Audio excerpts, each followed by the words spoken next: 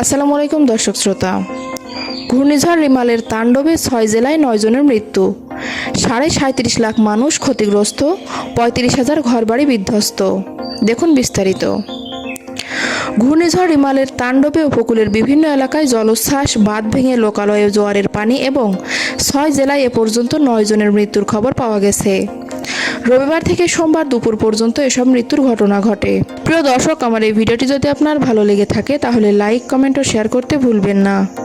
আর সবার আগে এমন সব গুরুত্বপূর্ণ ভিডিও পেতে চাইলে আমার চ্যানেলটি অবশ্যই সাবস্ক্রাইব করে বেল আইকনটি বাজিয়ে রাখুন। ধন্যবাদ।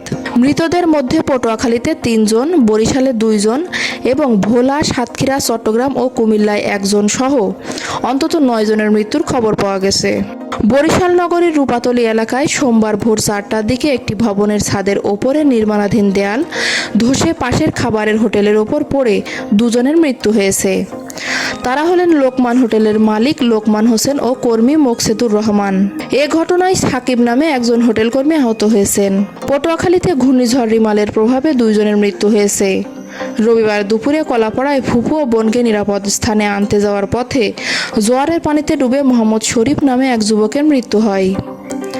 ধুলাশর ইউনিয়নের কাওয়ারচর এলাকায় এ ঘটনা ঘটে। ভোলার লালমোহন উপজেলায় ঘরচাপায় মনেজা খাতুন নামে এক নারীর মৃত্যু হয়েছে। তার বাবার নাম সিদ্দিক মাঝি।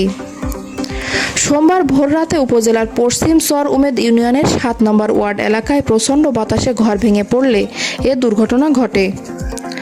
সাতক্ষীরার শ্যামনগর উপজেলার গাবুরা ইউনিয়নের নাপিতখালী আশ্রয় কেন্দ্রে যাওয়ার পথে শওকত মোড়ল নামে এক বৃদ্ধের মৃত্যু হয়েছে। রবিবার সন্ধ্যায় এ ঘটনা ঘটে। কুমিল্লা নগরীতে নির্মাণাধীন একটি ভবনের দেওয়াল ধসে সাইফুল ইসলাম সাগর নামে এক শিক্ষার্থীর মৃত্যু হয়েছে।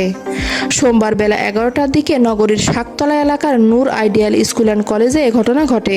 নিহত স্কুল ছাত্র সাইফুর রহমান সাগর ওই প্রতিষ্ঠানের 5ম শ্রেণীর ছাত্র ছিল। সে শাকতলা এলাকার অলি আহমেদের ছেলে।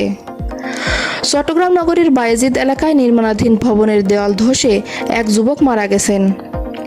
সোমবার সকাল 8:30টার দিকে বায়েজিদের চন্দ্রনগর কলাবাগান এলাকায় এ ঘটনা ঘটে। নিহত যুবকের নাম সাইফুল ইসলাম হৃদয়। তিনি নির্মাণাধীন ভবনের পাশ দিয়ে হেঁটে যাওয়ার সময় ধসে পড়া দেওয়ালে চাপা পড়েন। এতে তার মৃত্যু হয়।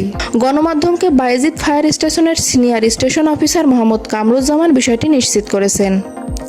এদিকে আবহাওয়া অধিদপ্তরের বিশেষ বিজ্ঞপ্তি 19-এ বলা হয়েছে, ঘূর্ণিঝড় রিমাল দুর্বল হয়ে স্থলগভীর নিম্নচাপে পরিণত হয়েছে। সেই সঙ্গে মহাবিপদ সংকেত কমিয়ে 3 নম্বর সতর্ক সংকেত দেখাতে বলা হয়েছে।